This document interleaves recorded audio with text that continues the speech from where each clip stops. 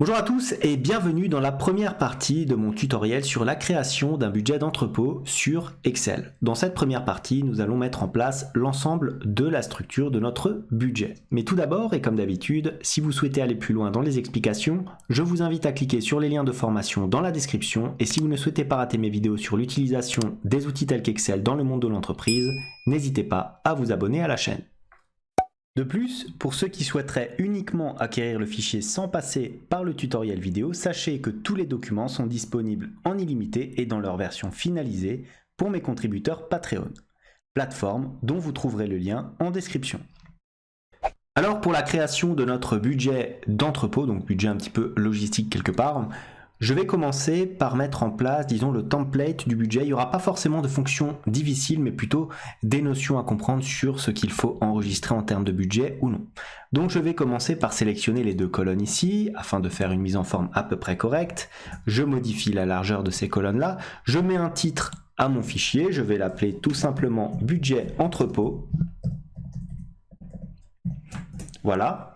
Une fois que j'ai fait ça, je vais éventuellement fusionner mes cellules. On va peut-être pas centrer. Voilà, on laisse comme ça. On met en gras et on augmente, si on le souhaite, éventuellement un petit peu la taille de la police.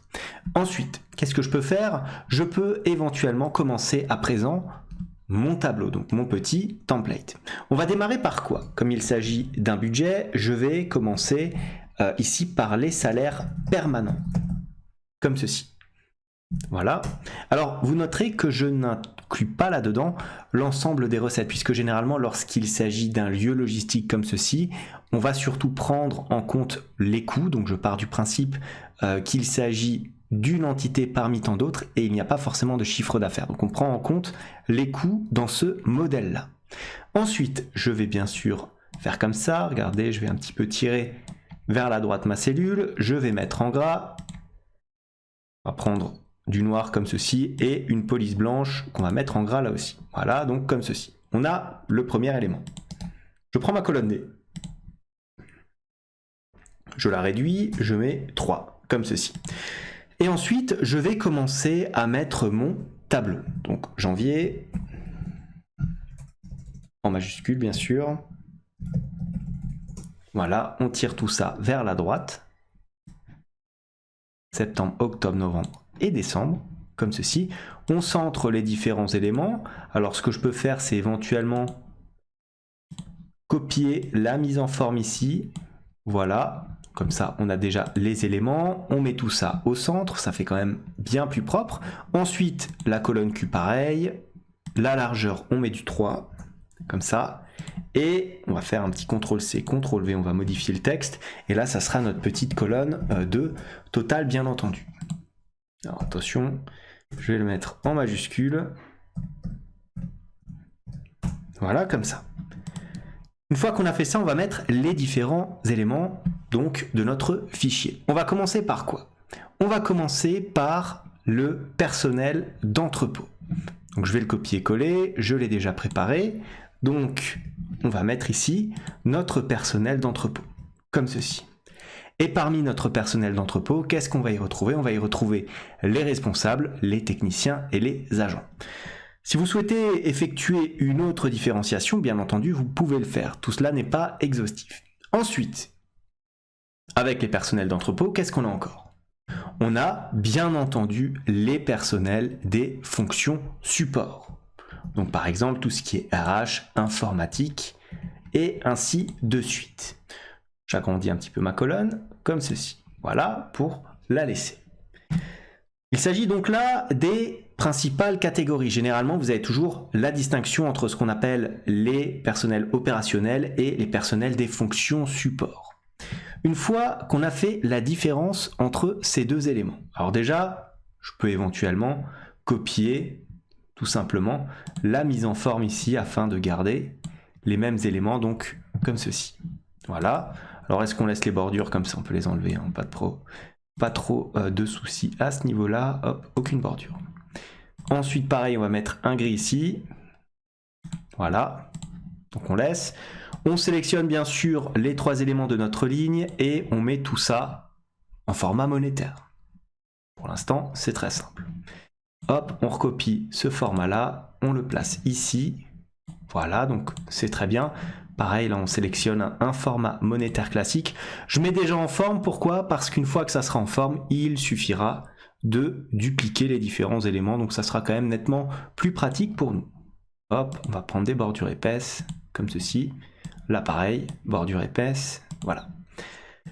Ensuite, ici, qu'est-ce qu'on peut faire? Alors je vais même mettre des bordures en pointillés un petit peu partout, comme ça on est tranquille, voilà. Toujours un petit peu de mise en forme, mais très classique et très simple à effectuer. Hop, à l'intérieur, on appuie sur OK. Et voilà. Donc, on a ces différents éléments. On n'oublie pas ici de placer des bordures intérieures.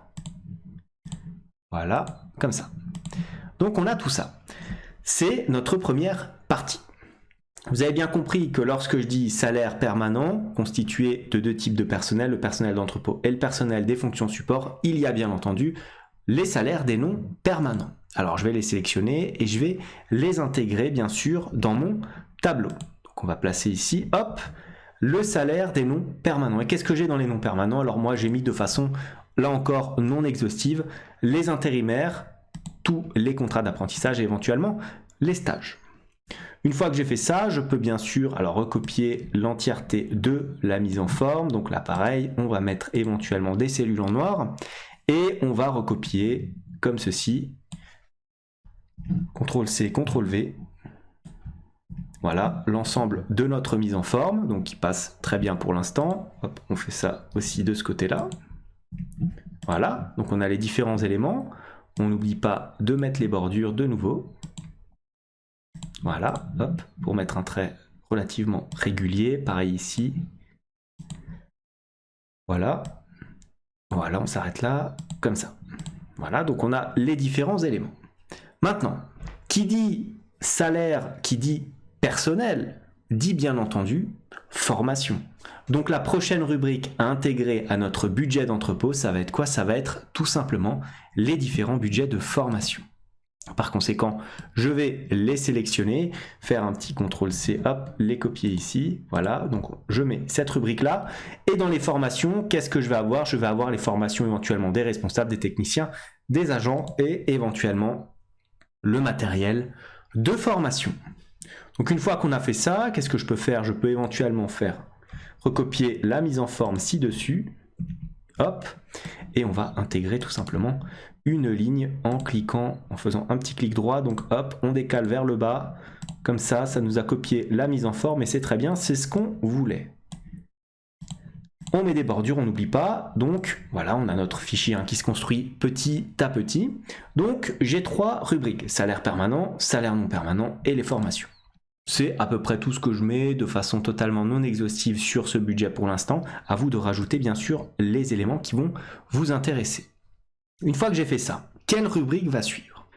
C'est bien entendu, puisqu'il s'agit d'un budget d'entrepôt, la rubrique des différents véhicules qui seront donc disponibles dans l'entrepôt. Donc c'est ce que je vais placer ici. Hop, les véhicules. Et qu'est-ce qu'on a dans ces véhicules? Alors moi j'ai identifié 4 éléments principaux.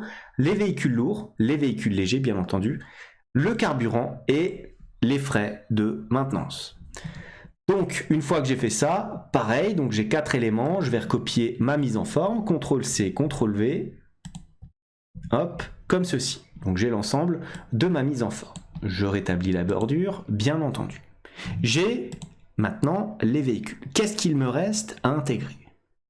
Alors, vous dites bien, je suis dans un entrepôt, je vais avoir affaire à beaucoup de logistique, je vais avoir des opérations portuaires. Donc, c'est ce qu'on va mettre éventuellement. Donc, CTRL-C, CTRL-V, nouvelle catégorie, comme ceci, les opérations portuaires. Avec quoi?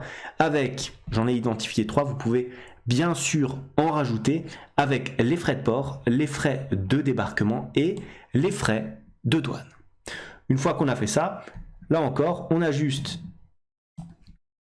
à recopier la mise en forme, voilà, ce qu'on va avoir, donc à chaque fois, mois par mois, le budget sera intégré avec des éléments qu'on va automatiser dans la suite de ce tutoriel, donc les opérations portuaires que vous pouvez voir ici. Maintenant, qu'est-ce qu'on va avoir encore? On va avoir les éléments que j'appelle d'entreposage. Il va donc s'agir maintenant d'intégrer véritablement les dépenses, quelque part matérielles, à notre entrepôt. Donc, on va avoir quoi? je vais vous mettre les éléments. Comme ceci, hop, entreposage.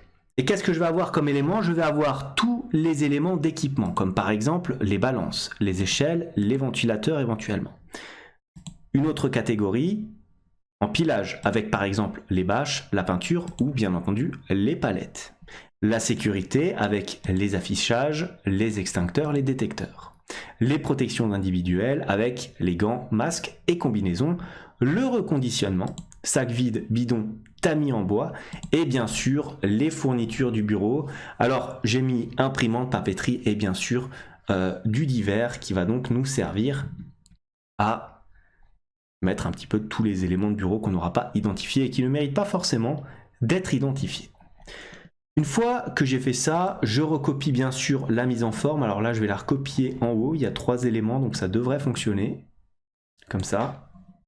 CTRL-C, CTRL-V. Est-ce que je me suis trompé ou pas? On va voir. Voilà, comme ça. Donc c'est assez propre. Je recopie ici ma ligne. Voilà. Je peux bien sûr répéter l'action, puisqu'à chaque fois, il y a 3 éléments, ce qui nous permet de simplifier quand même notre fichier. Bien sûr, ne le faites pas pour cela, faites-le de manière cohérente. Voilà, 3 éléments et 3 éléments à chaque fois. Voilà. Donc on a l'ensemble des différentes informations. Donc là, on a notre structure. On n'oublie pas de fermer éventuellement les bordures ici, comme ceci. Comme ceci. Voilà. Voilà, donc on a notre budget d'entrepôt, disons la partie générale, celle qui va vous permettre de faire apparaître les différents éléments sur votre fichier. Voilà donc ce que j'avais à vous dire pour la première partie de ce tutoriel sur la création d'un budget d'entrepôt sur Excel. On a mis les principales parties. Maintenant, dans la suite de ce tutoriel, qu'est-ce qu'on va faire? On va mettre en place l'automatisation des formules qui vont permettre de remplir certaines rubriques de notre tableau. Voilà ce que j'avais à vous dire. Si cette vidéo vous a plu comme d'habitude, n'hésitez pas à la liker, à la commenter, à vous abonner à la chaîne si ça n'est pas encore fait. Moi je vous dis merci et à bientôt pour une nouvelle vidéo.